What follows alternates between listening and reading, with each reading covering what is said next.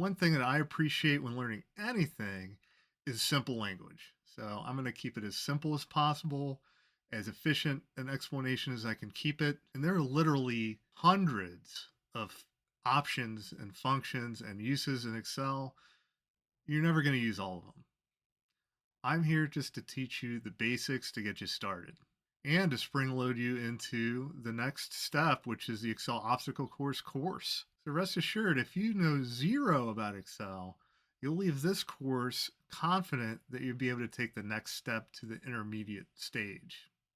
So just a little history lesson about spreadsheets. What are spreadsheets? Basically, it's a calculator that you've laid out so you can see everything. Spreadsheets have been around far before I was born, if you can believe that. The program that precedes Excel is called VisiCalc, for Visual Calculator. And Excel, as we know it today, I believe is a lot more versatile than just a visible calculator. You can use Excel to make a grocery list. You can use Excel as scratch paper. You can use Excel to take notes. You can basically use Excel like a blank sheet of paper. On a blank sheet of paper, you can draw or type anything you want. Same here.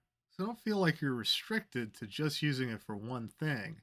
There is creativity about this, believe it or not. For me, I've always had that creative side, which is what appeals to me about the program. But I just wanted to introduce Excel like that, just to demystify it a little bit. It's nothing to be afraid of or intimidated by, even though a lot of these Excel spreadsheets that you might see people do are like monuments to Excel.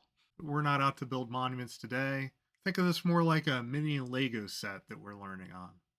So a real quick lesson for absolute beginners. Let's talk about the cursor. When I click on Excel, I see a plus sign. It's kind of a outline of a plus sign.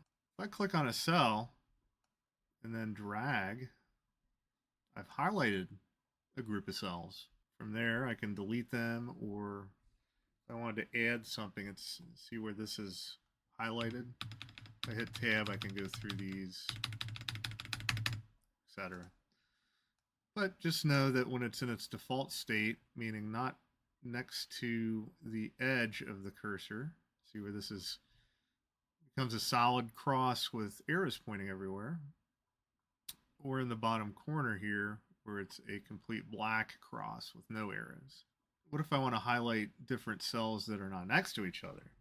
For that, we hold down Control. So this is highlighted. Let's highlight that. And then these two. And then these three. And I'm holding down Control, then clicking.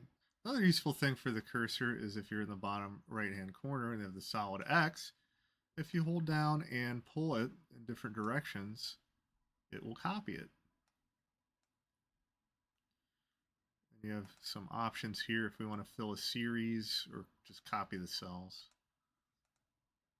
Usually predicts what you want to put there. For example, 1. It's going to put 1, 2, 3, 4 if I fill it as a series. Just like I've dragged these down. Sometimes you have to click off of that and back on to fill series. And look what it's done. 1, 2, 3, 4, 5. 2, 3, 4, 5, 6. Again, one of those intuitive things that Excel uses. And again, I'm going to select this and then hold down Control, select this group, and hit delete just to delete that. Or if I've highlighted the entire group, delete that way. So another thing you can do with the cursor is if you have these highlighted and move to the edges, you see the pointing cross. If we're on the pointing cross and click, drag it somewhere, we have the move tool to move it somewhere.